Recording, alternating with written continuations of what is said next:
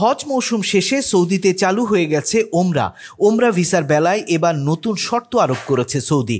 যারা এই মৌসুম থেকে ওমরা করতে যেতে চান তাদের অবশ্যই নুসুক অ্যাপ বা ওয়েবসাইটের মাধ্যমে আগে ভাগে হোটেল বুকিং করতে হবে। হোটেল বুকিংয়ের কাগজপত্র দেখাতে না পারলে সৌদি সরকার ভিসা দেবে না। 10 জুন থেকে এই নিয়ম কার্যকর হয়েছে। ফলে ওমরা সেবাকারী প্রতিষ্ঠান বা এজেন্টগুলোকে ওমরা যাত্রীদের জন্য আগে সৌদি আরবের পর্যটন মন্ত্রণালয়ের নিবন্ধিত হোটেলগুলোতে বুকিং বা থাকার ব্যবস্থা নিশ্চিত করতে হবে। ভিসার আগে হোটেল বুকিং সংক্রান্ত সব চুক্তি নুসুক প্ল্যাটফর্মে সারতে হবে।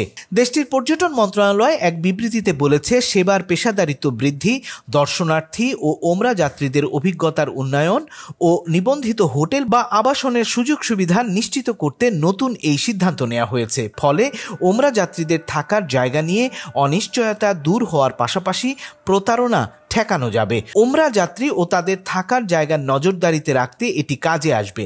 সেবা প্রদানকারী এজেন্সিগুলোকে দ্রুত ওমরা যাত্রীদের হোটেল বুকিং সংক্রান্ত নথি সরবরাহ করতে বলা হয়েছে। এদিকে গালফ নিউজের প্রতিবেদনে বলা হয়েছে, গত সপ্তাহ থেকে ওমরা মৌসুম বা ওমরার জন্য কারিগরি সব কার্যক্রম শুরু হয়েছে সৌদিতে।